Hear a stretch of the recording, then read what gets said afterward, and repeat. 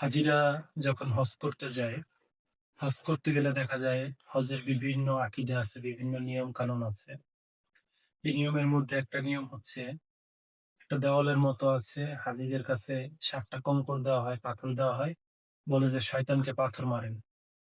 আমার প্রশ্ন যে ওইখানে কি শয়তান থাকে নাকি? ওই পাথরের ভিতর কি শয়তান আছে? এখানে কাকে পাথর মারতেছে? আসলে এগুলো কি বলবো? সমাজ এমন একটা অবস্থা হইছে যে বিষয়গুলোকে ইসলাম ধর্মকে তারা হাস্যকর বানাইছে, হাস্যকর তৈরি করছে।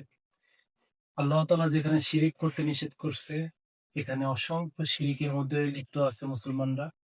এই নামধারী মুসলমানরা, লেবাসধারী মুসলমানরা, যেগুলোর সাথে প্রকৃত যে রাসূল পাক সাল্লাল্লাহু আলাইহি ওয়াসাল্লামের ইসলাম, এই ইসলামের কোন সম্পর্ক নাই। আপনি হজ করতে যাবে সেখানে শয়তানকে পাথর মারতে হয়।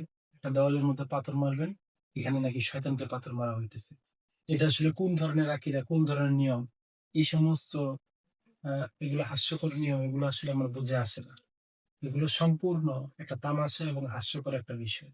যেগুলোর সাথে রাসূল পাক সাল্লাল্লাহু আলাইহি ওয়াসাল্লামের যে ইসলাম, এই ইসলামের কোন সম্পর্ক নাই।